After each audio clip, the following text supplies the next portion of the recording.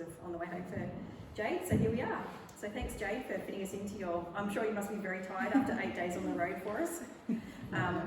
Yeah, so we've got a good 2 hours for the presentation. Jade told me the other day it takes 45 minutes, and we did it in an hour and a half with questions. So feel free to ask your questions along the way rather than just saving them all up for the end in case we're starting to run low on time. So just interrupt, ask questions, and we'll do the questions along the way. Robbie's filming it for people that want more information afterwards, and for people that have sort of messaged us to say they can't make it today.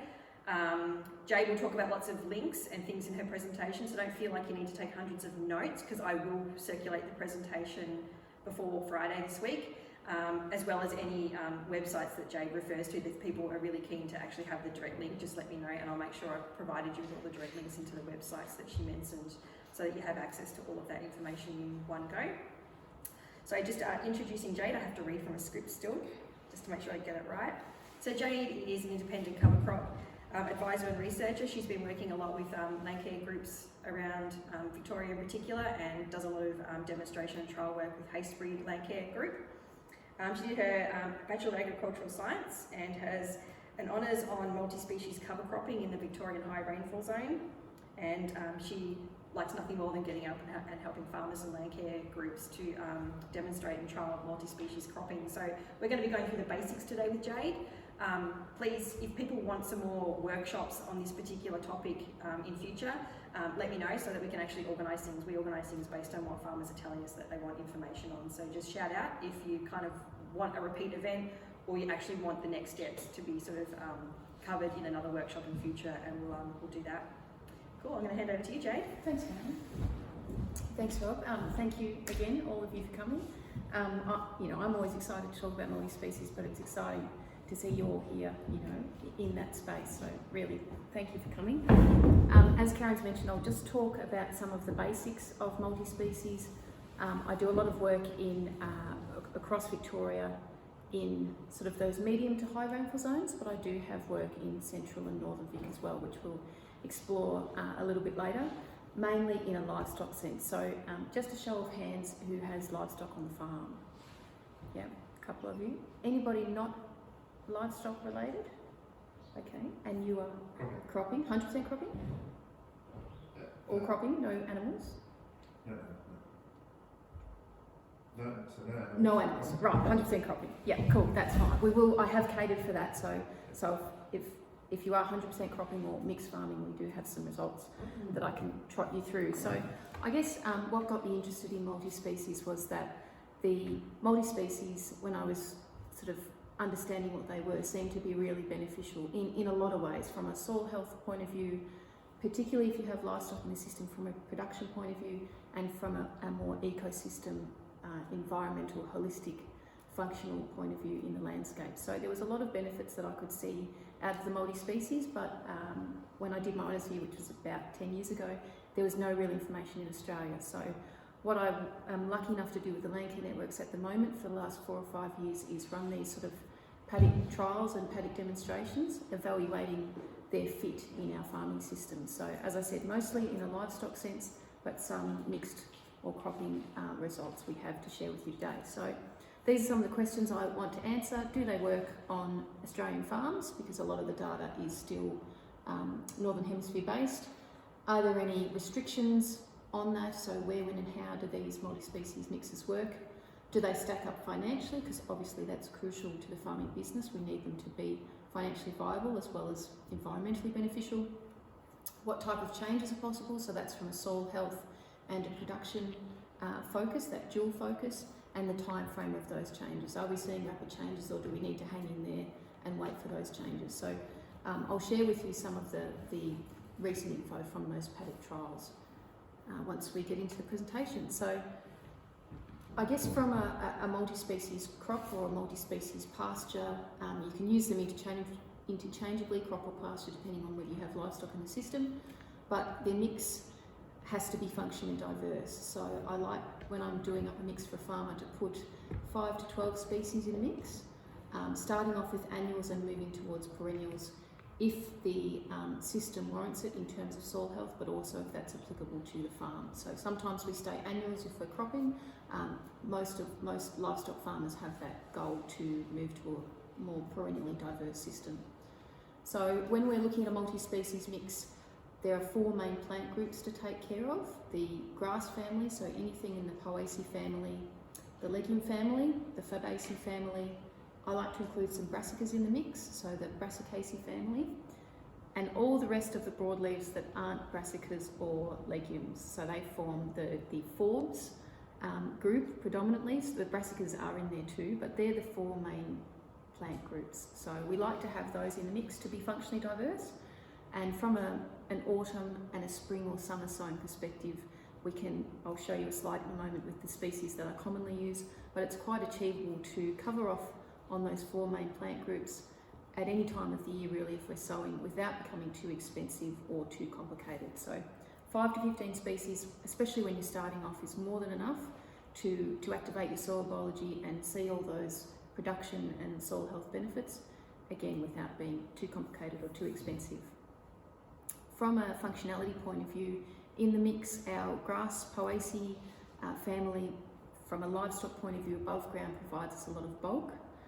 From a weed perspective, a lot of cover really quickly, early on, so we can have some good smothering ability, especially with our grass family, and it hosts mycorrhizal fungi. So most plants will host mycorrhizal fungi, but the grasses in particular are quite effective at it, as well as linseed, which is a broadleaf, but also hosts mycorrhizal fungi very well. So fibre and fungi for our grasses. From an NGM protein, if we have livestock in the diet, perspective, all the brassicas and broadleaves, our softer looking plants, are very good in terms of quality, so we like to include them in the mix from a livestock perspective, but also because obviously our legumes fix us nitrogen, and a lot of our brassicas and our forbs, some of our forbs are herbs, they have quite lovely deep tap roots, so they help us to aerate soils and cycle nutrients. So we like to see those brassicas and broadleaves and legumes in the mix at a much higher rate than is normal for particularly a pasture mix, but certainly if we're cropping and intercropping from a diversity point of view, these broadleaves can be very beneficial to the mix. So in terms of the driver of the system from a regenerative sense, it really is how the plants and the diversity of the plants interact with soil biology. That really is the main aim of the regen multi-species model, is allowing this plant biological interaction, and it's positive, very, very positive, provided we actually take a step or two away and let them get on with it. So what happens is when we put diverse plants in the mix and we have living plants in the system for potentially a longer period of time than we're used to, we can really support our soil biology, and in return our soil biology support the plants in a much more naturalised sense by providing them nutrients and moisture. So that little diagram on the right hand side is Christine Jones's liquid carbon pathway, and this describes that process. So if you'd like further information on that, I will cover it off very briefly, but Christine Jones is a wealth of information on this. But it boils down to the plants feeding the biology and the biology feeding plants. So as the plants photosynthesize, they pump carbon-rich exudates into the soil deliberately to feed biology, to barter with them for moisture and nutrients, provided we don't overload our plants, particularly with synthetic fertilisers. So if we take a step or two back from the system and we allow this positive feedback loop to happen, our plants are naturally resilient and fertilised from the soil biology, but we have to make sure it's active first, and the diversity of the mix and the length of time it's in the ground over the season really helps us to do that. One of the big benefits of having this biological interaction take place is that while the biology are providing the plant moisture and nutrients over time, they're also aggregating the soil, particularly our mycorrhizal fungi are very important for soil aggregation, and they can really help us improve the structure of soil, whether it's a very light soil or a very heavy soil. The whole range of soils benefits from improved structure, and obviously that helps us to store carbon, moisture and nutrients, and then to cycle it back to plants, and then whether it's harvesting the plants or allowing animals to harvest the plants, the whole system improves as a result. So this is crucially important, this activation of soil biology and their support throughout the year, and it can make a really big difference to the farming system. So this is from a livestock perspective, but also from a soil health and cover perspective. So the numbers don't matter too much, but the perennial grass pasture production, I've picked on perennial ryegrass because there's good data available for perennial ryegrass. So the blue bulgy graph at the back is ryegrass production in kilos of dry matter per day. This is for the southwest, so potentially would be a little bit lower up here. But the general growth pattern you can see, obviously flatlining over the summer, a little kick-off in the autumn, flatlining in the winter, and then our big spring flush that we all know and love. And what I was trying visually to show you is that the multi-species can help us close off some of those feed gaps that we experience with that traditional pasture system. So they're the opaque boxes at the front, and it's just showing you, I've put in some tonnages for the multi-species, but it's really just showing you how we can close off particularly those summer and early autumn feed gaps if we're using particularly annual multi-species and contrasting it with our more traditional perennial grass pastures. So we have a real opportunity to grow good quality and high amounts of summer and early autumn feed, and that really helps us manage a feed wedge through the year. In terms of soil health down the bottom, I've just made up my take on a conventional pasture system at the top versus a system where we have some level of multi-species in the system, particularly those summer ones. If moisture is available to grow a summer multi-species, we can really change our feed wedge, but also the level of cover we have on the farm. So if we're in a conventional system over that summer period, really for the first 4 or 5 months of the year, depending on when the autumn break is, our system is quite vulnerable. Our perennial pastures particularly have shut down, and we have that risk of overgrazing and bearing out of soil if we don't have active pastures on the farm. So that summer and early autumn period can be a little bit tricky in terms of cover management and soil health, and we can have some detrimental impacts if we have a very dry summer, for example, like we may have this summer. So you can see some red in the top graph. Obviously, as soon as we have the break, we're actively starting to grow those pastures, and there's improved cover and improved soil carbon sequestration, flatlining in the winter because it's cold and usually wet, and then kicking off in the spring. But with our multi-species, that first half of the year can be much more flexible, because if we do have enough rain to grow a summer multi-species to get it up and established, they are quite tough. They will survive relatively low periods of rainfall if established on a reasonable moisture event, and they will grow actively through the summer given moisture. So we can have a green impact on the farm in terms of feed wedge potential, but also the amount of soil cover we have on those paddocks. They will be actively sequestering carbon, and it takes the pressure off the percentage of the farm, whatever that percentage may be, that's still sown down to perennial pastures that are dormant. So that first half of the year can look a lot different with summer and early autumn multi-species, and it may also help us during the winter as well.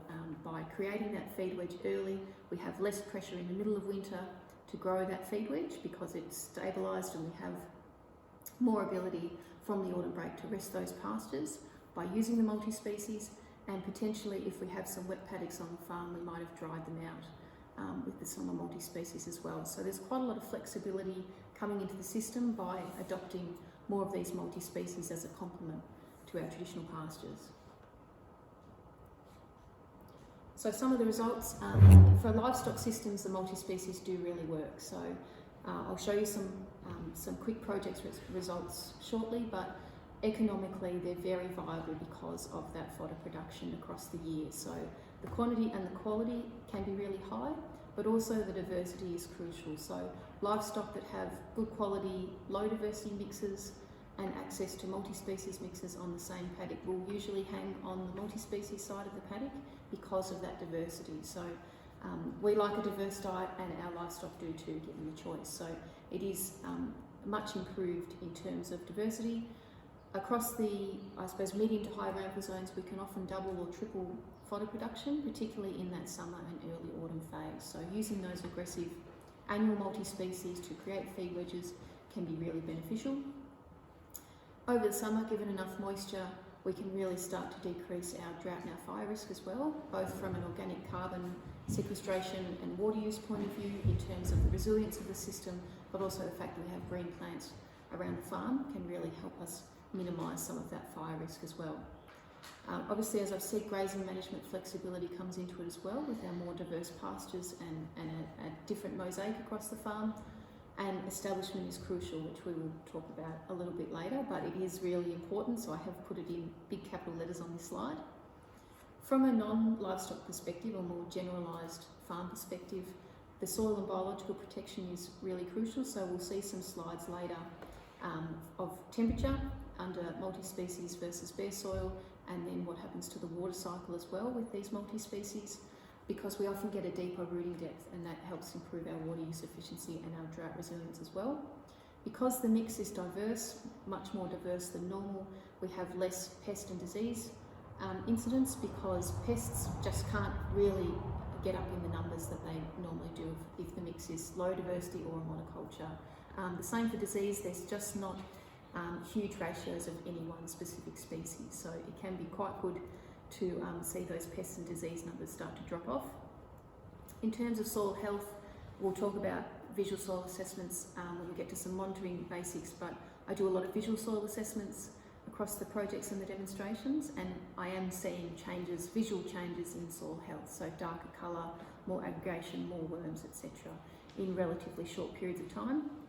And overall, the farmers are saying back to me, and we are monitoring the system fertility in terms of nutrient cycling in the ground, the resilience of the system and the profitability of the system is all starting to improve because of the flexibility that the multi-species offer.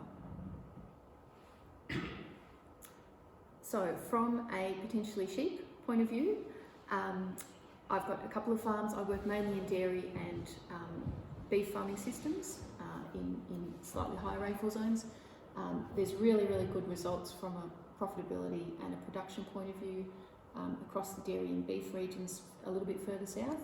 But from a potentially slightly drier, more sheep-focused point of view, I've got some really good results on some commercial and corporate farms that have more of a mixed cropping setup. So some of these, Inverleigh is the farm in particular that I'm mentioning is a mixed farm, so cropping sheep and pigs, and his ewe condition score at joining and at lambing has really improved by using the multi-species strategically. He's started to drop some fertiliser use, which this farm in particular is a corporate farm, so he's got to argue that past the board, so it is a good sign that he's being able to drop particularly some of those synthetic fertilisers out without any production changes. And the soil health is also improving, so he said to me that the wet paddocks are getting drier and the dry paddocks are getting wetter, so he's got much more trafficability and much more resilience across that system depending on the paddock. At Werneth there's quite a good sheep stud down there, and they've got their land marking up 20% by using covers strategically across their year for their stock. And Cole Sice at Winona, Colin Sice invented pasture cropping, so if any of you aren't familiar with that name, it's well worth Googling and having a read of some soil for life case studies and those sorts of things. But he's got a property in New South Wales, predominantly sheep, and he did a split paddock trial, so his barley monocrop on one side and his only 6-way multi-species blend on the other. There was $40 per hectare extra cost in that multi-species compared to the barley monocrop, but he doubled his weight gain with the same stock class. So certainly a lot of profit potential with these multi-species when we're grazing. Gifford and Gippsland, quite a dry area in a bit of a rain shadow, light sandy soils. There's a few farmers there that are involved with a farming group that are quite regenerative in nature, and they're seeing really good results from adopting multi-species, again from a production point of view, but a lot of them are mixed farms over there, and they're seeing improved trafficability in the autumn and better infiltration on their cropping paddocks if they've had a multi-species in front of it, regardless of whether that summer multi-species was effective from a stock fodder point of view. From a cropping point of view, they have improved the infiltration and the resilience of those cropping paddocks the next year. So just some quick results for you. From a more, or less anecdotal I suppose, and more monitored trial, the VicNO2, if anyone's not a member of the Vic No-Till. The Vic No-Till have, I suppose, morphed from a purely no-till farming association to a very regeneratively minded farming association, and they have obviously a lot of members that are into regenerative farming and multi-species from that, from a livestock perspective, but certainly from a mixed or cropping perspective as well. So they put out quite a lot of information. They have a yearly conference, and it's certainly well worth looking at some of the data they produce.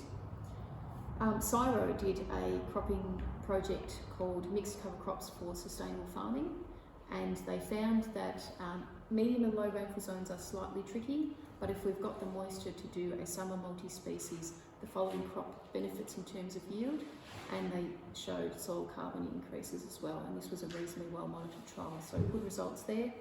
I've put up some port references just in case that was of interest, potentially not for our audience today, but from a systems point of view, looking at the whole breadth of agriculture, the hort and potentially the vineyards as well are showing really good benefits too. So the multi-species seems to be quite applicable.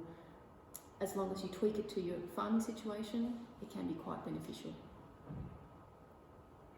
So when we're talking about this area, I just got some data off the bottom, and 500 millimetres rainfall, can anyone give me an idea of whether that's roughly appropriate? I know that's an average and we certainly can fluctuate, but is 500 mils roughly what we get?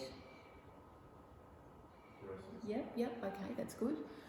So some of the results that I have been talking about, and I'll show you, are around that 500 mils of rainfall. Clunes is a little bit higher at 576, but still has quite dry springs and summers. And Gifford in Gippsland, which I've already mentioned, is about the same rainfall, about that 500 millimetre rainfall mark. So we'll just talk first about how we can fit the multi-species into the farming systems from a sowing perspective, and then we'll go through some results. So the first step, I guess, in the autumn particularly, starting off with the autumn multi-species, is usually most beneficial and less risky because of available moisture. So if we've got a livestock-based system, or we have livestock in the system, diversifying that pasture can be quite easy to do. So rather than sowing 2 or 3 species, we might sow 6 or 7 or 8. So that can be quite achievable, regardless of whether we're in that livestock or that mixed farming system. So we've usually got some pasture paddocks on the farm in those types of systems, and we can just diversify those pasture mixes quite easily. If we're 100% cropping, picking on the worst cropping paddocks on the farm can be viable as well. So taking those out of the cropping rotation and using them, using the multi-species as a break crop in essence, to try and lift that productivity back on those cropping paddocks. Grain and graze, so there's a lot of work done by Southern Farming Systems on grain and graze in mixed and cropping systems, and we can use long season varieties or mid-season varieties to feed livestock before we lock them up for harvest. So grain and graze can be quite viable, and we can take out, not necessarily have to rely on grazing if we don't have livestock, or we need to really ensure that some of those species head out of the system. We can complement the main crop with a diverse multi-species sowing within it of different species. So if we had a grass-based main crop like wheat or barley, we could put our legumes and our brassicas in and then selectively spray them out. So there's ways to get diversity into our cropping paddocks. We could intercrop as well, specifically doing peola and beanola are very well used with the Vic No-Till, so they like those too. There's a couple of farmers in the Vic No-Till that won't sow canola without some type of legume because of the yield positives with that. And then in spring and summer, a little bit opportunistic because of the lower rainfall that we do have over the spring and the summer in this area, but certainly using the earliest paddocks on the farm to get those multi-species up, depending on the spring. So sometimes we'd have moisture to play with, sometimes it's a little bit tricky to establish them, but certainly as a rule of thumb, getting on as early as we can and sowing those spring and summer multi-species so that we can have good benefits over that summer period. So stock do make multi-species or cover crops less risky because of their grazing values. So there's a certain amount of production that we can have of these multi-species if we have livestock in the system, and it certainly makes it less risky from a business point of view adopting these multi-species if we can have some clear economic gains almost straight away. Use your rainfall and your species strategically though, if you, as we are, in a lower rainfall area. So I'd start off with building that confidence and our soil health as well, particularly our drought resilience by building organic carbon with our autumn multi-species first, before trying those spring and summer multi-species, particularly if the forecast is to have a dry year, which we're potentially going to have this year in all likelihood. So some of those autumn covers to get started, to work your way into the system before you attempt slightly riskier spring and summer multi-species. From a diversity perspective, I suppose economically putting more diversity into the autumn mixes that we know will give us a return, and cutting some of the costs out, using a lower diversity mix in the spring and summer just to keep those costs down would be a good idea as well. So in terms of autumn multi-species, these two paddocks are northwest of Ballarat, so one is at Landsborough and one is at Clunes, both in relatively dry environments with fairly light sandy soils. You can see Zoe Crouch is a regen specialist now as well, I suppose. This is on her farm last year, so of course quite a good season, but she's in an autumn multi-species there. She's probably about 5'5", I would say, so you know that mix is going quite well. Obviously you can see it's gone reproductive, so all our cereals are up and going, and our radish and leafy turnips are all flowering with the white and yellow flowers there. So certainly at certain times of the year, if we let these mixes go reproductive, they can look very, very impressive, but there is a huge amount of biomass on those paddocks, and she got some excellent grazing off those mixes. The photo on the right is at Clunes, very light sandy soil. This is the first time this particular farmer has sown this particular paddock. He's tried multi-species before, but he deep ripped it, harrowed and sowed it just with the multi-species mix, no fert applied, and this was sent to me about a fortnight ago, so he's got a reasonable result for the first time that paddock has been sown to a multi-species, and he's just about to put his cows in, so he's quite happy with those results. So these are in those sort of slightly more challenging environments, but certainly in the autumn we do have the ability in our medium to low rainfall zones to still get very productive multi-species up and going. This is at Normalville, so there's a Normalville Farm Advancement Group that I worked with for a few years on the multi-species, just getting them started with mixes. The only one I believe that was irrigated is the photo with the side-by-side in it. So these are from all different farms through the group, and their autumn multi-species were really successful. So they're utilising the autumn and winter moisture to grow some quite successful crops. This is Gifford in autumn as well, so if you stand in the paddock quite still, you can hear the waves crashing on the beach. So this particular farm is very light sandy soil, quite a hungry soil type, and he's a cropping and sheep producer. So this is some of his pasture paddocks that he's putting into multi-species on those light soil types with about that 500 millimetres of rainfall, and having really good results, both from a livestock production point of view, but also from a following crop point of view in terms of increased organic carbon, increased infiltration, and just general improvement in the paddock soil structure. So if we're wanting to spring and summer sow, particularly if there's a forecast for low rain, it has to be quite opportunistic. So reducing costs as much as possible by making the mix a little bit less diverse, using some of the tough species that I've got on the slide. We'll go through those in a little minute, and lowering some of the inputs. So perhaps just a little bit of starter fert and then leaving them alone is a good idea over that summer period, just to try and keep our costs low per hectare, just in case we don't get that rainfall to justify the multi-species. Obviously sowing early into moisture, if you can, would be fabulous, or if you have a relatively cost-effective mix, you could potentially just have that seed waiting in the shed if we do get a summer storm. So I've seen some pretty good results from sowing directly before a rainfall event in the summer, but again, that's very opportunistic depending on the season. So we'll go through this mix. These are some of the tougher annual species that I use in that spring and summer period. So as soon as we get to sort of mid-October, we can use millet, Millet is our earliest annual summer grass that we can use because it's not as soil temperature sensitive as our sorghums and our corns. So millet we can get in a little bit early. 12 degrees is probably borderline, 14 is better, but if you've got moisture at 12 degrees and you don't think you'll have moisture at 14, pop the mix in. So millets allows us to get those mixes in a little bit earlier. As a general rule of thumb, October onwards is fine. Fodder rape, a good stalwart, grows quite readily, does have a little bit of trouble being a brassica with diamondback and cabbage moth, but we can work our way around that. Tillage radish, another member of the brassica family, has a lovely big taproot.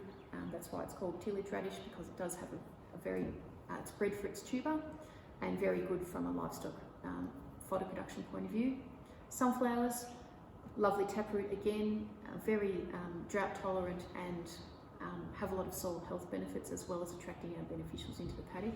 Once those heads fill up with seed and the seed becomes viable, very good livestock fattening feed as well, and quite cost effective per kilo in terms of putting them into a mix. Buckwheat can solubilise our phosphorus, but beware when you're grazing buckwheat that it can cause photosensitization. So it's best to put it in at a fairly low rate per hectare. A kilo is more than enough to get some of those soil health benefits without being too much a percentage of the mix. So no more than 2 kilos if you want to use a little bit more than 1 kilo, but starting off probably a kilo is fine. And then some red clover as a summer active legume as well. So a relatively low diversity mix, but ticking off on those main plant groups. You can terminate the summer cover if you think it's necessary, either by hard grazing or by chemical, if you think the summer moisture deficit will impact your autumn sowings. So that is always an option. Further north in northern Victoria and into New South Wales, they do that if necessary. So terminating the cover is always an option for us if we think it's using too much moisture.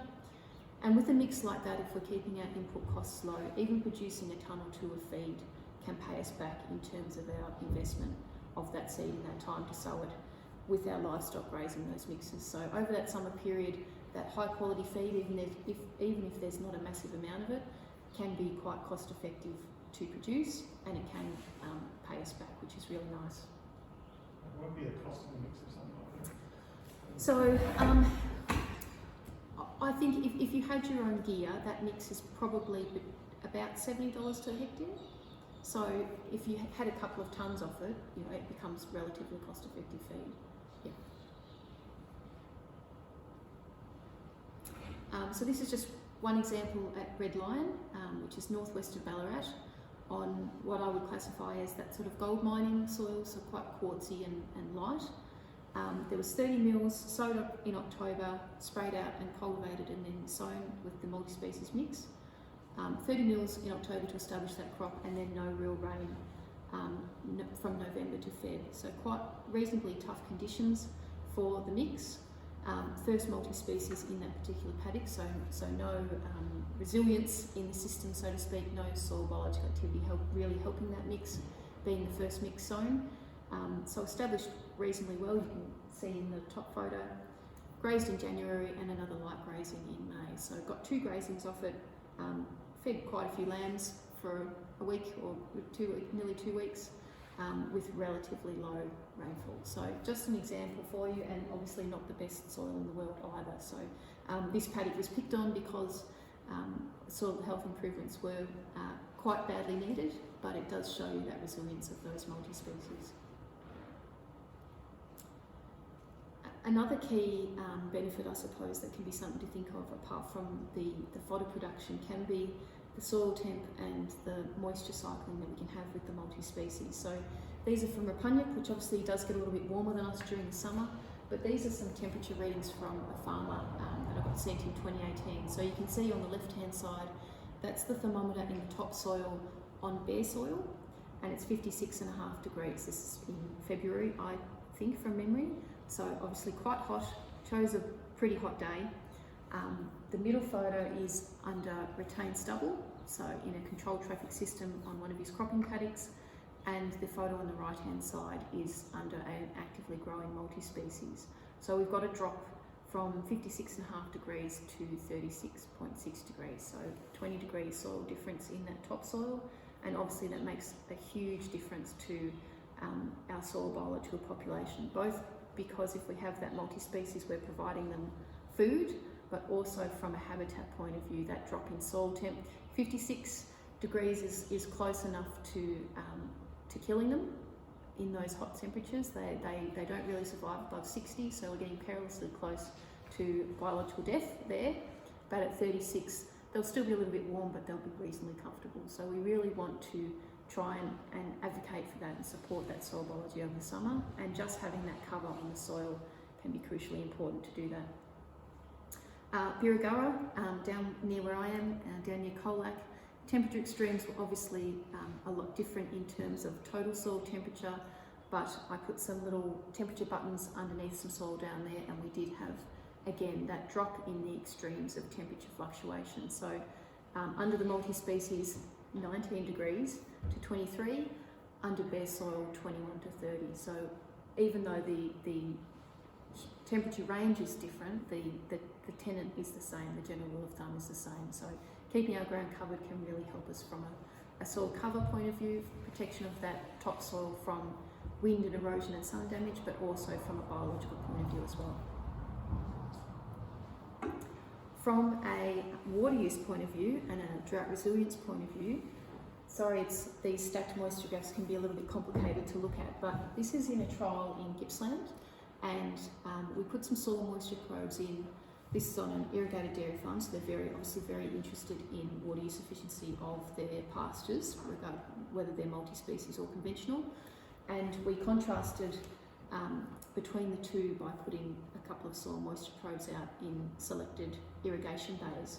So the top graph is a conventional pasture, ryegrass and clover pasture, and the yellowy type of circle is the soil moisture probe readings at 40 to 60 centimetres, so that deeper subsoil moisture indicators, and it's measuring from the top every 10 centimetres down, so to that 60 centimetres. The top 30 centimetres, the ryegrass and clover roots do get into that moisture, and they do use that moisture, but underneath in that circled area you can see that those lines are quite flat, so there's no real moisture use over, this is summer and early autumn, over that period of year where it's quite dry. So the ryegrass and clover, if it's irrigated, hits the irrigation point a lot earlier. If it's dryland, wilts and senesces a lot earlier for us. In comparison to the multi-species on the bottom, so this is a perennial multi-species with quite a lot of deep-rooted plants contained within that mix, but this is only 6 months after sowing, and we can see a completely different look of the graph. So that circled area, we can see drops in soil moisture down to that 60 centimetres, and also upticks in the soil moisture as well, either from rainfall or irrigation. So what that is showing us is that the multi-species mix is utilising moisture at a much greater depth in the first place than our conventional pastures, doubling that depth of moisture use, but also allowing us to recharge to that depth as well, whereas we cannot recharge any more moisture in that conventional pasture because the soil moisture profile is static at that point. So there's no ability for any more rainfall to get to that depth and for us to be able to store it. So from a mix perspective, the mix itself is more drought resilient, but from a rainfall capture point of view, we can also potentially infiltrate and capture more moisture with these multi-species as well. So as our climate becomes a bit more variable and we get those short, sharp rainfall events, potentially these multi-species mixes will help us capture more of that rainfall. So has anyone tried a multi-species mix? Couple, yeah. How did you go? Good. Oh, I always like to hear that. So we'll talk now a little bit about some of the do's and don'ts about establishment, and if you're putting it onto the farm, what you might want to look for in terms of monitoring as well.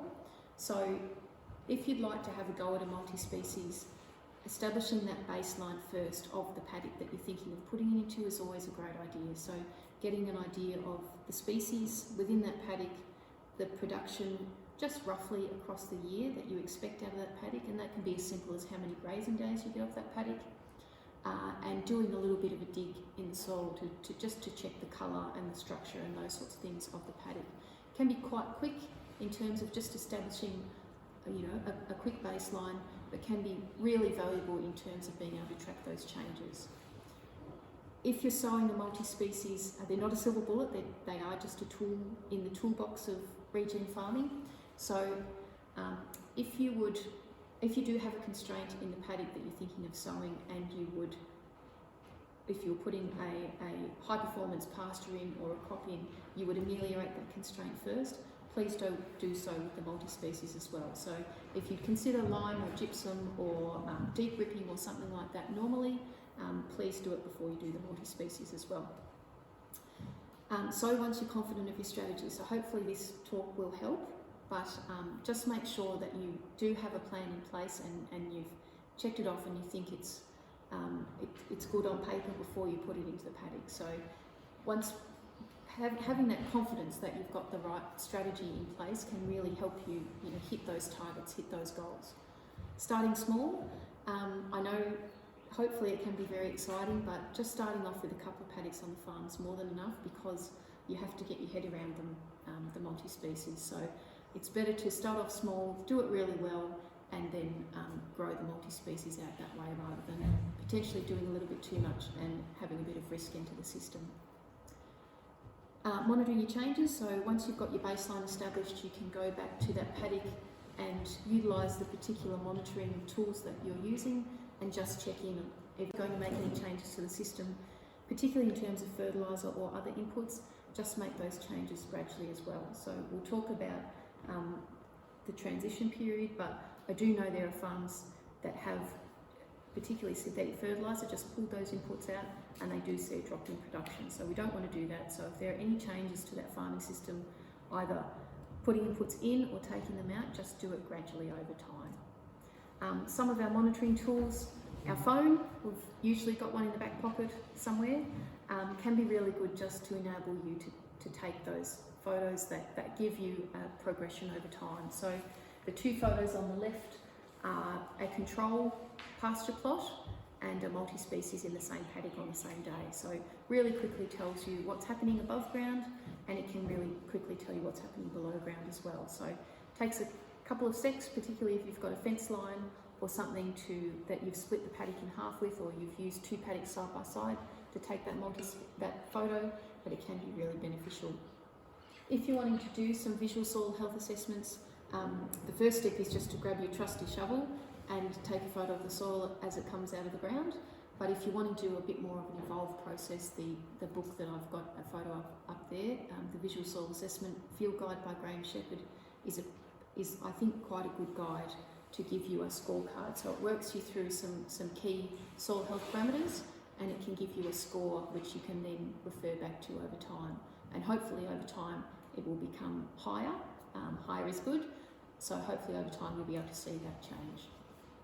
If you do want to check dry matter production more than grazing days, it can be as simple as just a set of fish scales, just a digital set.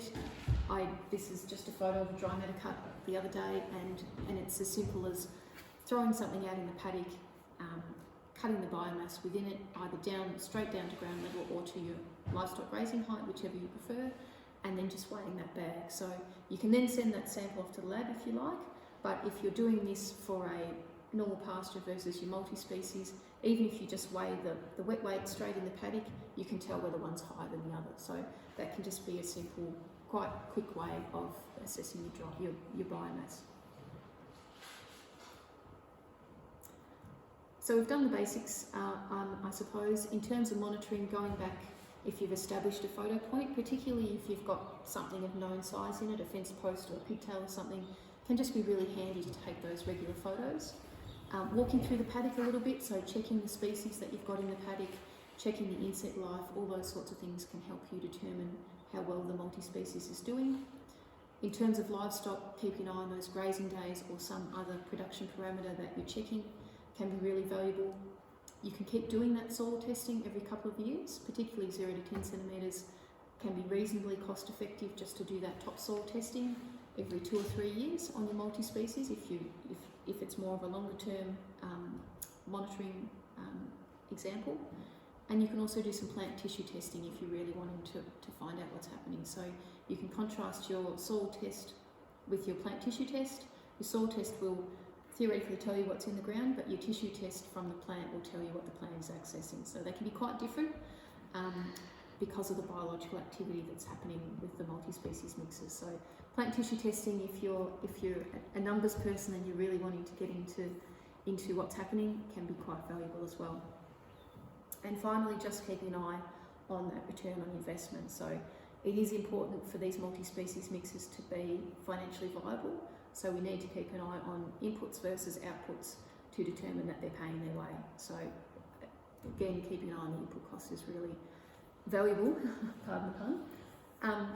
So here I've just put, if you did want to put a trial on the farm or a demonstration, this is just a very quick, I suppose, example of what that might look like. So if you were to do a side-by-side paddock or split the paddock up, depending on how big the paddock is and how it works for you.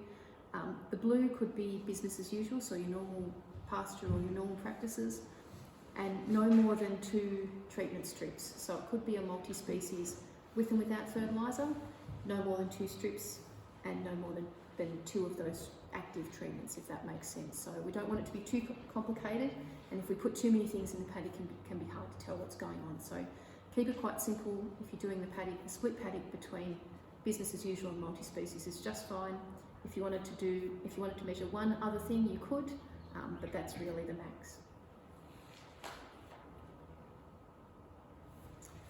So establishment across Victoria, this is one of the key findings from all the paddocks I visited really, is that the preparation, the establishment of that multi-species is really key to actually getting the multi-species established but having the most success out of it as well.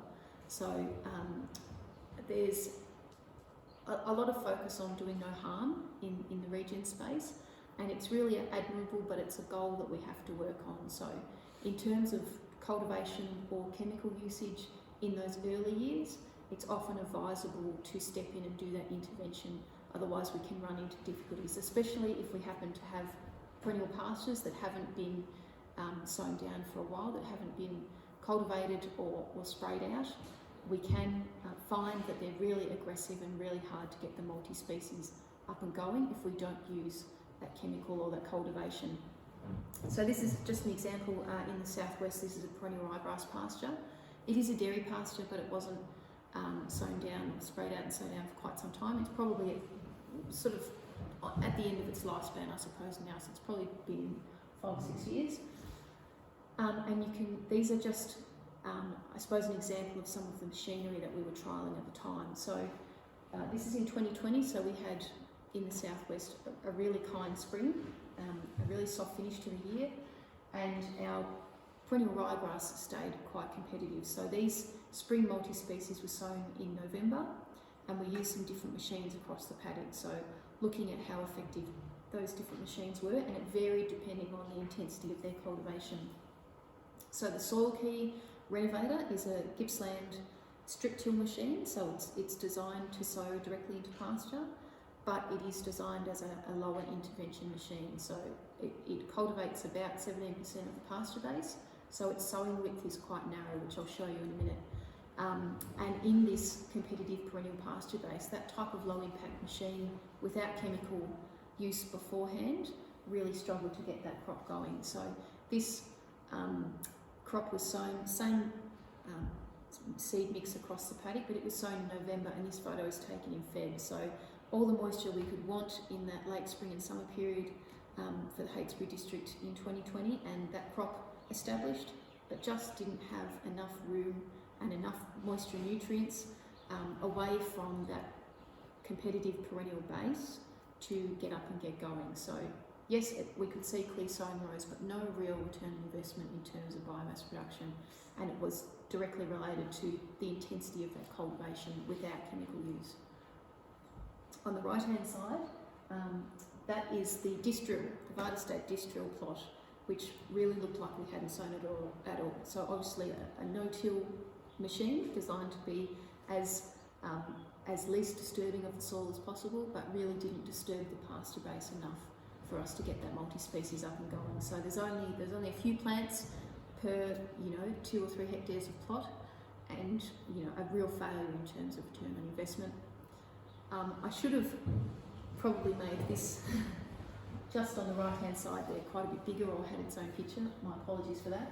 But that is the Powharrow plot, which grows about 5 tonnes of biomass in the same summer in the same paddock. So very much machinery dependent, particularly with those perennial pastures, whether we get the multi-species up and going as well. So most difficult in the spring. If we're not using chemical first, we really need to strategically use our cultivation, particularly for those first few years, to get those crops up and going.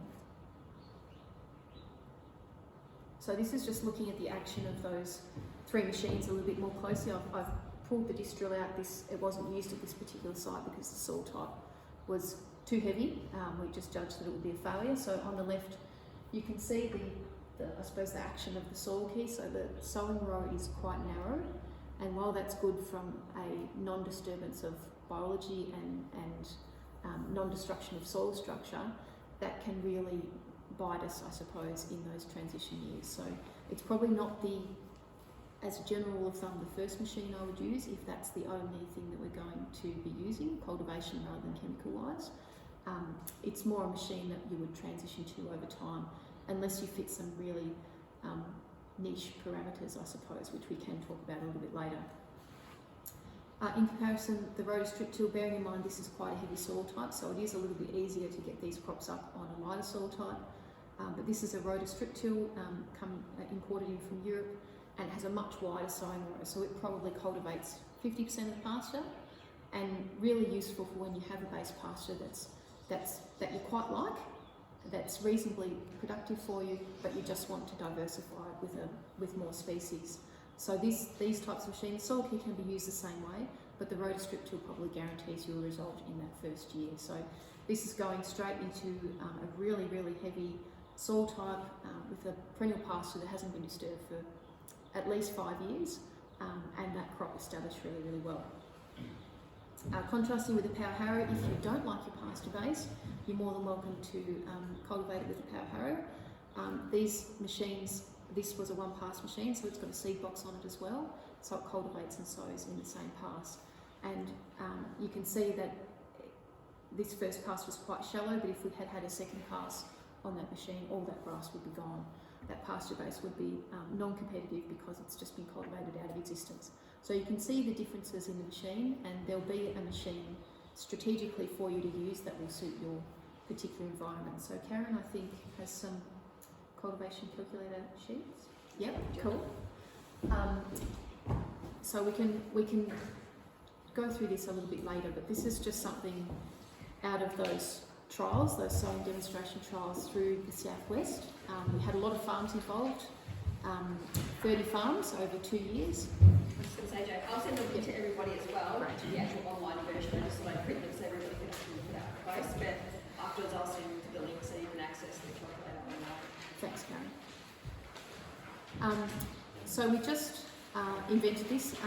A colleague, Tony Evans, and I, we went around to all these farms, and we had real differences in success, particularly in that spring sowing timing, related to the machine that we used. So we came back with 4 main sectors, I suppose: time of sowing, the previous paddock prep, the previous pastoral crop, what you're sowing into, and the soil type. So they were our 4 main factors that influenced greatly the success of the multi-species, and we identified some of the scenarios that we were seeing on farm. So we've tried to, it's not a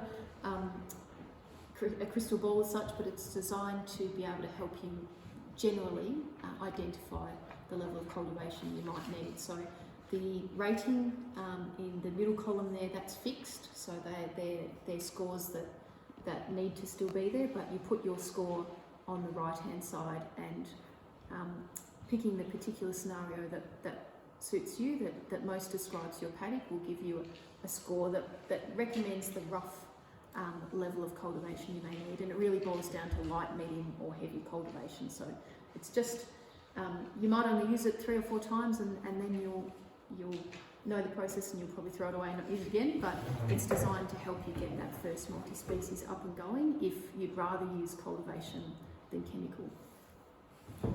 If you'd rather use chemical, that is fine. They both will have a certain detrimental effect on soil biology in that short term, but in terms of improving the paddock, it's a small step backwards for a big jump forwards.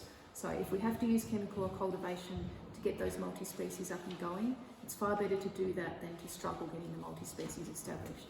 So this picture is just a Roundup spray and then a direct drill on the right hand side and no Roundup spray on the left hand side. So just using that tree as a dividing line, and I specifically asked this particular farmer to do that because I knew that he was spraying out the paddock, and I said, could you please just leave me a little strip where you don't use any chemical.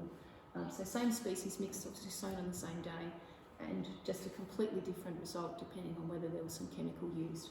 So this particular farmer used 2 Roundup sprays to control his base pasture, so he had 2 knockdowns in effect and 1 multi-species after the other, spring and then autumn, and the following spring he didn't use any spray, so he controlled his base pasture twice, got rid of all the weeds and undesirables, and then he was able to move away from that chemical use. So it's designed, the cultivation calculator and use of chemical in that regen system to be practical tools, to use them when we need them, but to have the aim to reduce their use over time.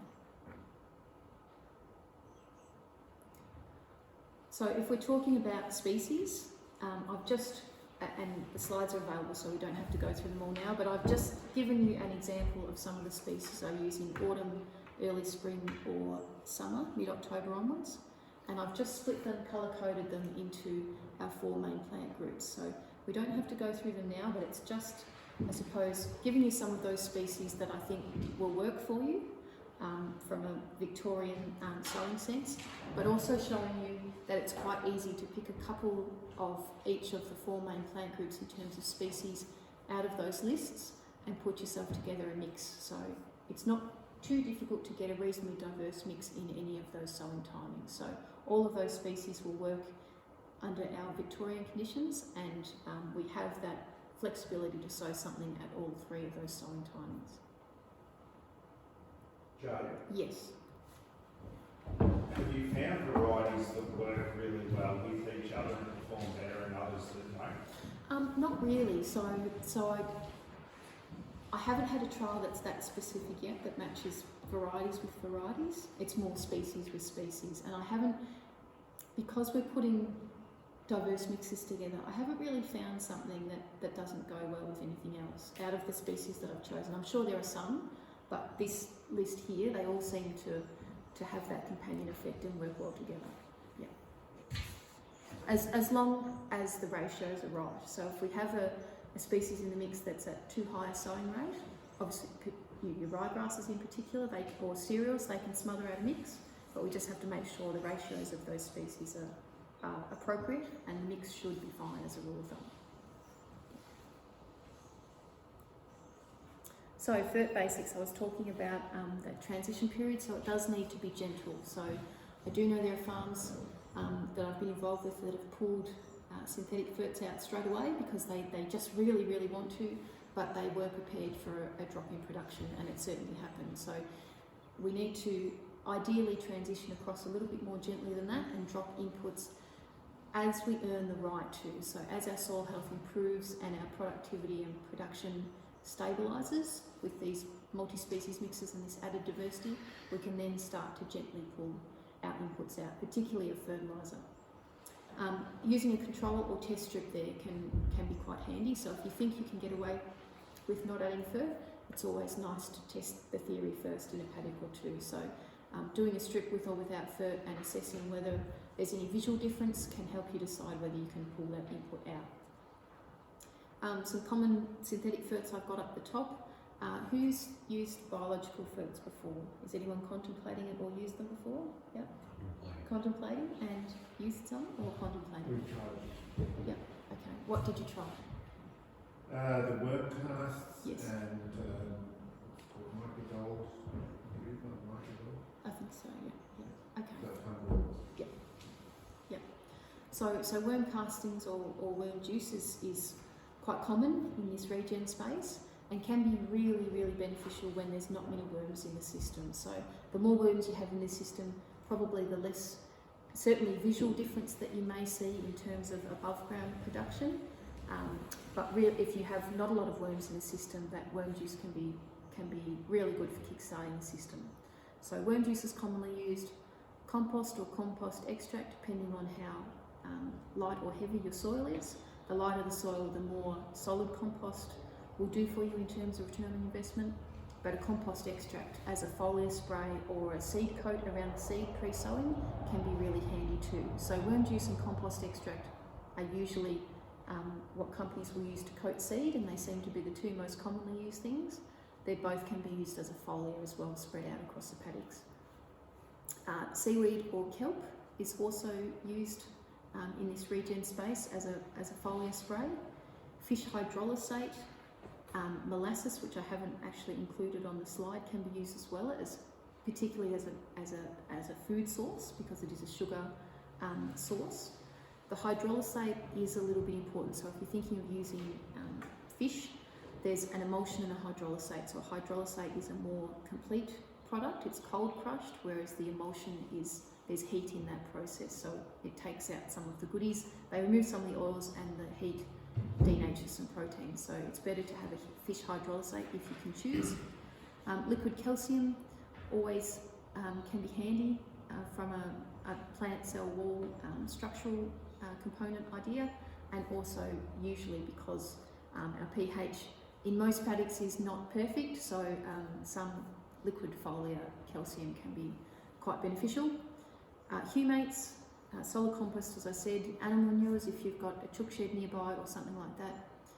Composted chook poo can be a nice stepping stone from our synthetic ferts over to a more biological system.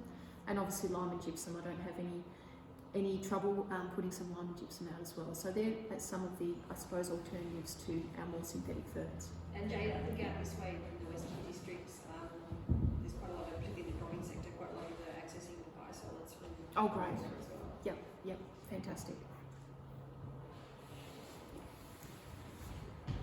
So, grazing management. Who practices rotational grazing? Show of hands, yeah. What are the rest? Are you doing set stocking, the rest of you, or how do you manage your stock? No takers? Well, we'll talk a little bit about grazing management. So, if we're rotationally grazing, that's definitely the first step, moving away from set stocking, but it can be intensified, and it does have to work for you, so it has to be practical to your particular scenario.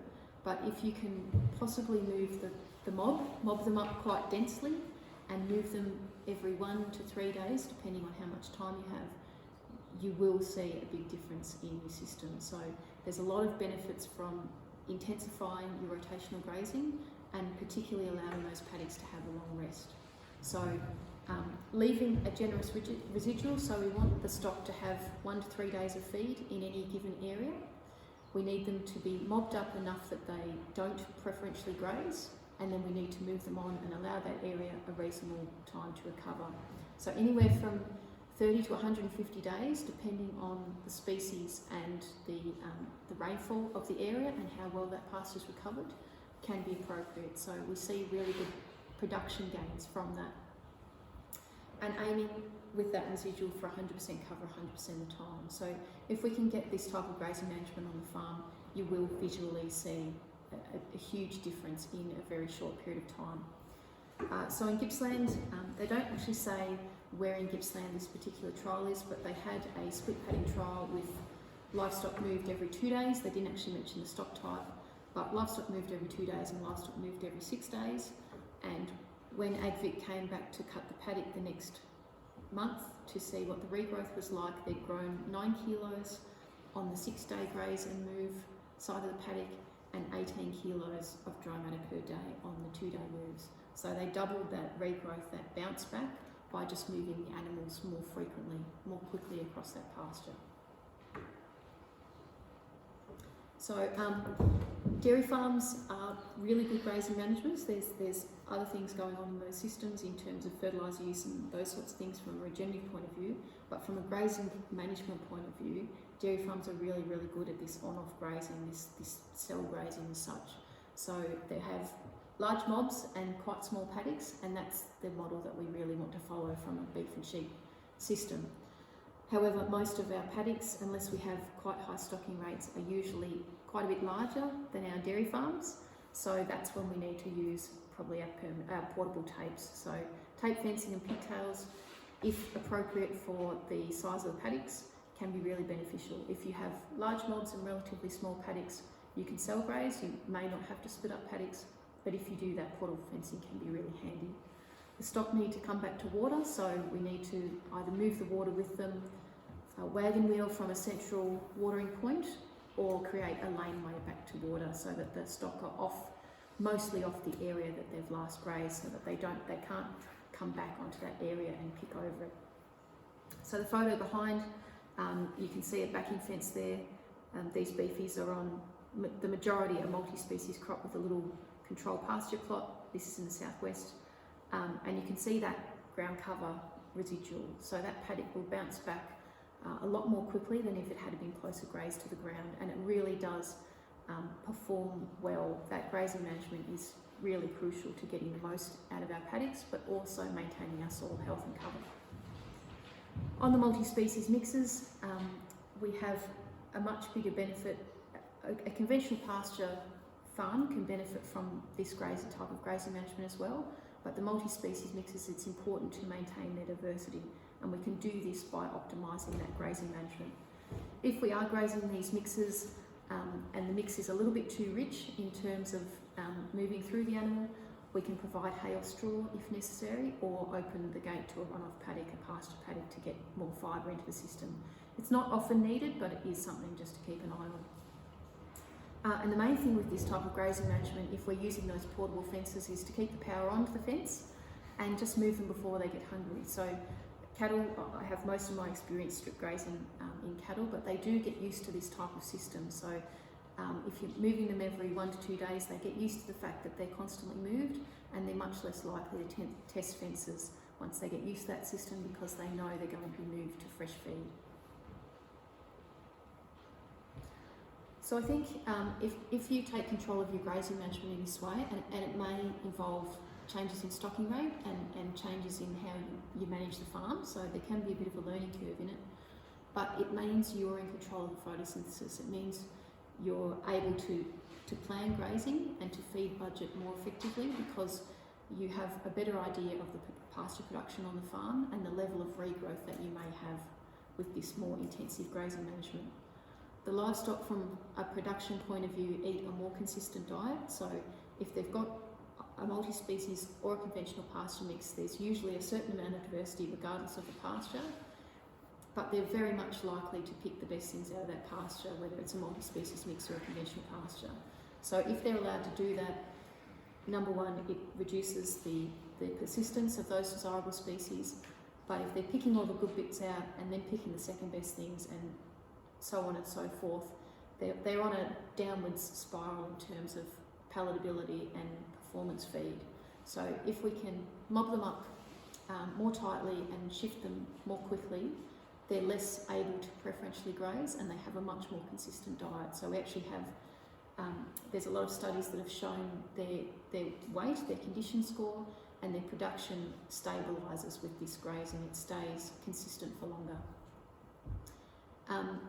Probably less important here, but if we have wet paddocks on the farm, we can use that improved biomass to provide flotation during the winter, particularly if we have cattle, to provide less pugging opportunity.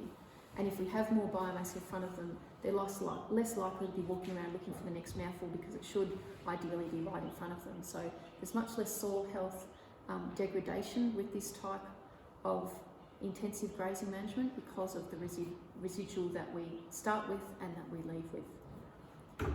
From a persistence point of view, that root pruning, so if we graze quite close to the ground, we denude the plant roots. So they have, if we allow them to grow vigorously, so as above, so below, so their root system grows in accordance with their above ground biomass. So if we trim it off short to the ground, we prune those roots. They can't support the breadth of the root system that they started with, so some of those roots die off. and that affects the regrowth potential. So we need to leave that residual on the ground, and we need to leave a generous residual so that that plant bounces back. From a resilience point of view, a deeper root system means we have more nutrients and moisture available for the plant. So it's just going to keep our pastures naturally minerally dense and nutrient dense and resilient to any stress effects or anything like that. Less disease, pests and weeds, of course, because we aren't bearing out the ground. Obviously that has benefits in terms of carbon sequestration. So if those plants have big root systems and they're healthy and they're actively growing, then we have more carbon in the system. And obviously that then, as we mentioned before, goes back to water holding capacity and nutrient cycling as well. From an input production point of view, if we're driving pasture production from a grazing management point of view, we have much less reliance on chemicals to achieve the same result. And if we're moving our animals and we have a nice long rest to that paddock, there's likely to be less need to drench them as well. So we start to see some of those inputs pull out of the system. And again, because we potentially have less weeds because of improved ground cover, we have less need for chemical usage. So we can start with this grazing management as well as the multi-species to pull out some of those inputs over time. So with our annual multi-species, the end goal, particularly in a livestock system, is to have a perennial pasture base that's quite diverse, and that we feel that we need to top up only if we want to, and in some circumstances need to. But that needs to be when the system warrants it. So we need to be monitoring the system in order to swap from these more annual-based multi-species mixes to our perennial mixes. So some of the things that you might want to monitor over time to check that you're in that space to be able to transition to perennials is things like plant production or yield. So checking that you're either, if you've started off from potentially a lower base, checking that you're improving that pasture production over time, or if you started off with a really good paddock and you've gone from a conventional pasture to a multi-species mix, that you're matching that production over time. Checking your soil and your plants, so visual soil assessments and visual plant assessments, as we covered before, so looking at the soil in terms of colour and structure and all those sorts of things. Infiltration as well, whether we're capturing that rainfall. Being able to drop those inputs out, particularly fert, without the production of the paddock changing, and potentially even germination of desirable volunteer species or even native species as well. So sometimes it could be a bentgrass pasture that's been improved to the point where we see ryegrass pop up. It could be a ryegrass pasture that then has native pasture species pop up. So that successional movement of plant species, more desirable plant species into the pastures, can be a sign that we can put those perennial species in. I've just given you a rough list of some of the pasture species that I like to use from a perennial sense, so we can run through those if you like, or if you're quite comfortable with that type of list, we can open it up for questions, I suppose. If no one has any feedback on that particular slide, then if anyone's got any questions, fire them away at Jade. Is that a mix that you hope to get to at the end, or what's that? Well, yeah, so a lot of the species will go together. So chicory and plantain are fine in a mix together. They, depending on the soil type, they may naturalise in a paddock if there's dips and rises in a particular paddock, but chicory on the lighter, well-drained soils, plantain if we have heavier soils down on the flat or in a valley. But they can certainly, if we have a paddock that comprises both in it, be sown together in a paddock mix. Cocksfoot is more suited to that chicory scenario, whereas Phalaris pairs well with your plantain. So it's not necessarily a mix to put in altogether. It's a species selection, I suppose. You could sow them all together, but they would naturalise out over time to what suited the particular paddock. I've sown that mix, except with the Epicus and the native species a couple of times now. Okay, cool. Yeah, I do tend to sow chicory and plantain in together. I may pull the Cocksfoot and the Phalaris in or out of a mix depending on the topography. Lucerne is in there because I've had some good results thinking of it more as a clover species, a less dominant legume species than it's currently used, and putting it in at 3 or 4 kilos per hectare in a mix like that, provided the pH is okay and it's well drained, and using a relatively cheap variety so it doesn't cost too much, and that lucerne can be quite, established reasonably well and can be quite beneficial over time. But it's certainly one, that's why I put the asterisk there. It's not, I wouldn't recommend it for every paddock, but it certainly can be one to think on. And what sort of native species?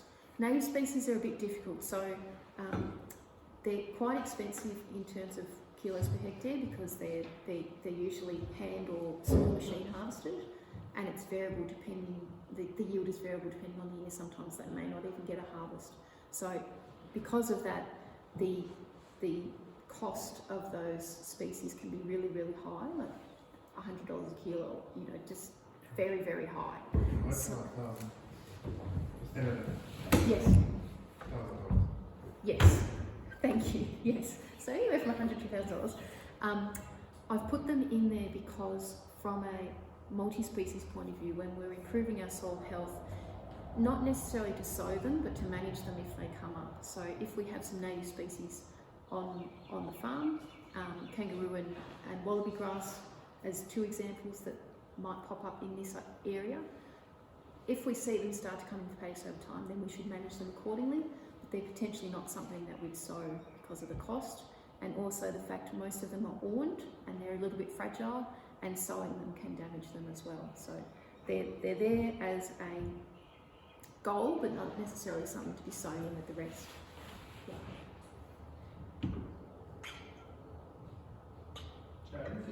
Any experience using dairy or factory effluent for? Yes. So as a sort of a foliar spray, there's a few farms in the southwest that manage their effluent in that way, and they'll put it out with a tow and ferb or a slurry spreader or something like that, and they're actually diluting it more than they normally would. Sometimes they just want to get it out and onto the paddocks as a management method, but now they're starting to use it as that sort of first hit of kind of starter fert once the crop gets established, and having really good results. So there's a few farms that I would say are the more of the progressive farms that manage their pastures really well, and they'll put out that dairy effluent, and that will be the only fert that crop may see, and it's very productive. So it can be used. Yeah. Who are the main growers who do that? So a lot of them have worked with the Camperdown Compost Company in the southwest.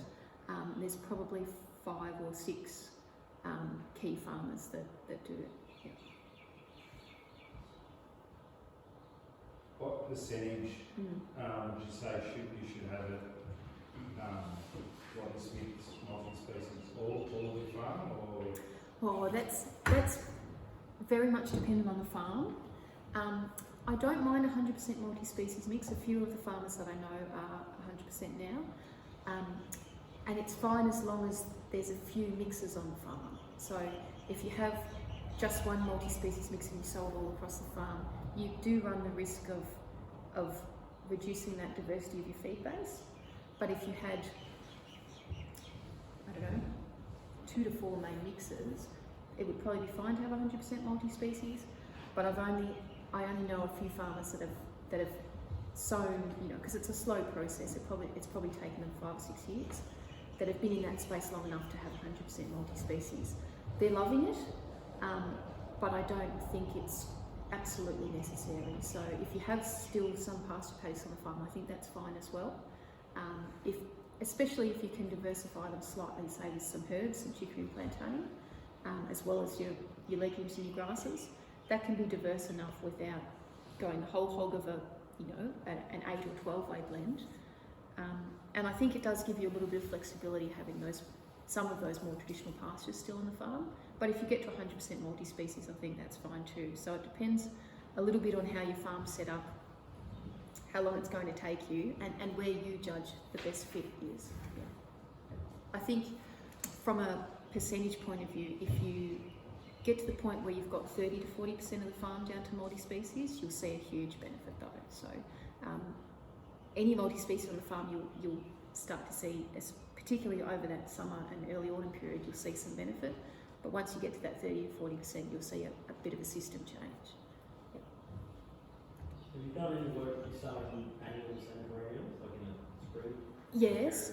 So I often sow chicory into the annual mixes because it seems to establish quite well. even though it's a perennial in those annual mixes, particularly in the spring. So it's nice and warm, and the chicory establishes quite well in those mixes. That's the first perennial I put into an annual based mix. Have you done any work with Italian? Yeah, some. Yep. In the spring, we have in the southwest. There's a few farms that have sowed an Italian into those types of mixes, and some perennials, not very many, but some perennial ryegrasses as well. And in that type of mostly annual mix, they just sit down the bottom of the mix as such over that summer period, and the rest of the annual summer mix kind of nurses them along, and then they get going in the autumn. So it can work depending on the summer though.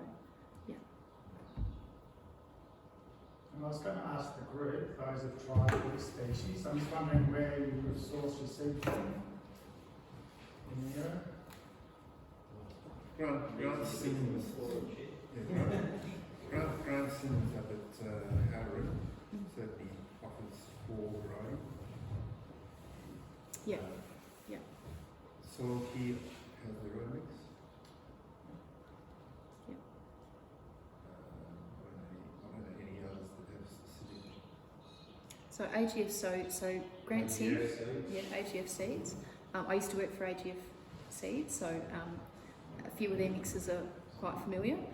So AGF Seeds does have multi-species mix blends that you can buy off the shelf, which is handy. So if you and they'll be pretty good. Yeah, they may not be perfectly tailored to your farm, but they'll give you a good result. So AGF have good seed blends. Grant Sims at Down Under Covers does as well, and the Soil Key boys or sell a Soil Key mix. It is the same for autumn and spring and summer though. So apart from millet and sunflowers, so there's so there's only a small difference between the autumn and the spring mix. You may want to pull some of the autumn active stuff out if you're sowing a bit later in the spring. So also they do have a summer mix which is very different. Okay, I wasn't aware. The Soil Key. Okay, I wasn't aware of that. The other person is you mentioned Tom Cease. Yes. So if you want natives, he's actually got a reasonable again temperature. Yes. So there is a climate variation. I just thought I'd put up this slide, and we'll share the PDF slides as well. But this is just some of the resources that you might want to have a look at if you haven't or are not familiar with some of them. So some of the Landcare networks that I've mentioned, your local Landcare networks, are obviously getting involved. But some of the Landcare networks that I've worked with through Victoria, the Vic No-Till, and then just some books that I've found handy over the time as well. So just a little bit of few resources for them. It's a completely different farming system, but in the vineyards we're setting up some trials with the native seeds. So the other companies that also have native seeds is Flora Victoria and Native Seeds. So they're now both based, they were at Keilor, they're now both based up in sort of north central Victoria. They've moved up there. They do have quite a lot of the native seeds as well, incredibly expensive. But in the vineyards, they're moving away from herbicide use on Divine, and we're trialling panels with the native seeds, some hydro seeding, and also looking at, not relevant to your systems, but also looking at actually Australian wildflowers, and actually growing them on Divine as alternatives to the current sort of spray regimes that they're doing. So there's some trials that are happening in other systems, using things like natives and that kind of thing. So if we get really good successes, and again, some of the vineyards are thinking about things like, could they actually be growing seed to distribute to other landholders as well. So maybe one day the price will come down a little bit. Yeah, pretty expensive, some of them.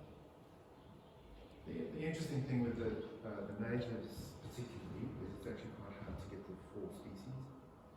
So they've got a lot of grasses, Yeah. and then reeds, obviously, the reeds and rushes and the sedges.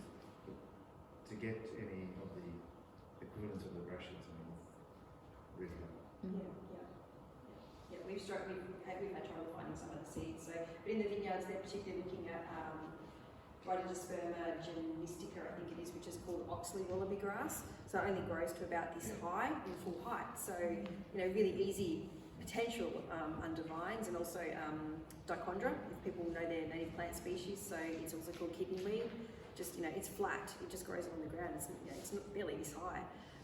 So really, good opportunities to look at using those in undervine areas, which will give them similar type benefits to a cover crop, but also move away again from those spraying, which that industry sector is very much moving away from spraying undervine as an option, and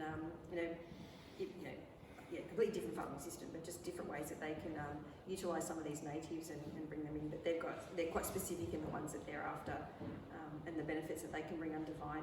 In particular, wallaby grass is good for brown lacewings. It's the habitat for a brown lacewing, so they have huge opportunities and benefits if they can do really good trials under vine to establish things like wallaby grass. But I think in these broadacre systems, like Jade said, if you can just create some persistence in the area and just hope some of them come in and just naturally recruit into some of the pastures, then that's going to be your best opportunity and cost effective because they're just laying there by themselves.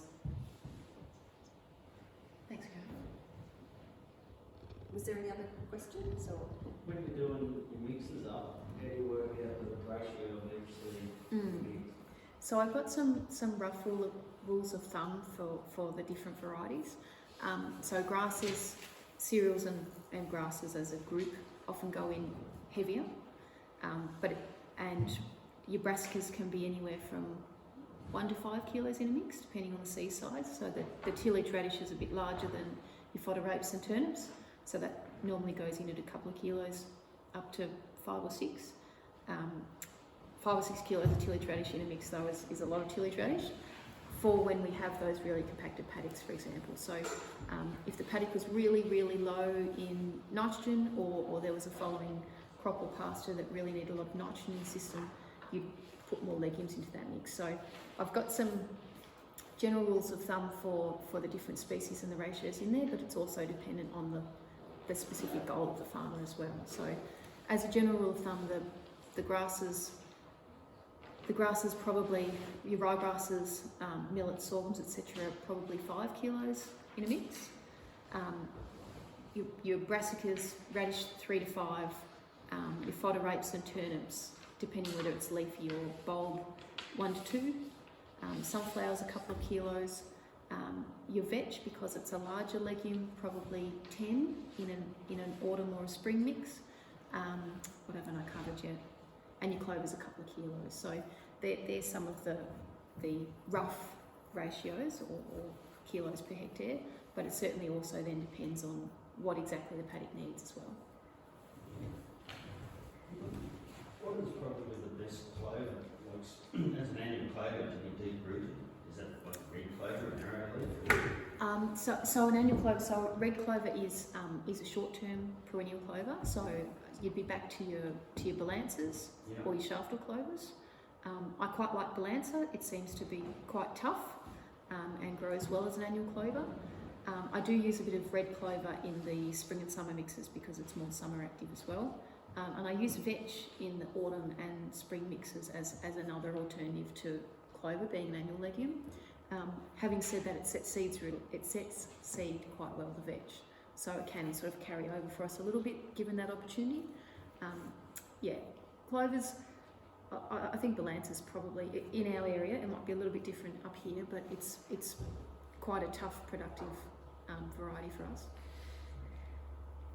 One of the biggest things I've found with doing my species is the sowing depth of everything in one mix. Like go from peas all the way to big inch deep, like just on top. Have you come across any ways to rectify that? Yeah, so if you have a fert box and a seed box or a small seeds box, that can be handy, particularly if you're talking clover to beans. If you were to take out the clover though in that autumn mix, most of the seeds you're left with then, apart from the fodder rape, which seems to establish quite readily, are that sort of medium size, small to medium size. So you could probably tweak your mix to take out those real outliers and then have a much more consistent mix that you could sow at a reasonable depth, a certain depth, and it probably would be a little bit better. Having said that, a lot of the time the sowing depth is a factor, but I think the mixes usually establish reasonably well. The big seeds in particular, they tend to push open the ground and allow those smaller seeds to get up and out of the ground if it doesn't crust. And I have seen good establishment with a whole breadth of species in the mix. But you are right, depending on the individual paddock, you can see some hits and misses if you've got really, really tiny seed and quite big seed. Harvest is direct, I've got a disc seed. Yeah. Direct drilling with a disc seed is A bit real tricky. hard. Yeah. So that might be when you might specifically pick your seed size to formulate your mix so that you have less of that variability. Yeah.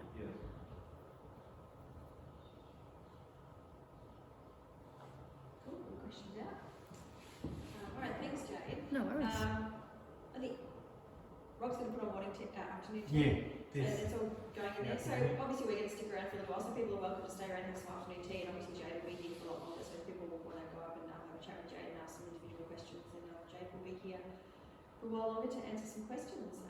We are talking a little bit about doing some fact sheets as well. I know Jade's got some through some of these Landcare networks, but I think it would be really relevant to have maybe some how-to fact sheets to sort of step through some of the more instructional activities that we can think about, particularly in that preparation side of things, and things like seed mixes and how much of each, what your rates are, and that sort of thing. I think we can put some fact sheets together that are relevant to the different areas around the catchment. So hopefully we can get some of those things together over the coming months as well.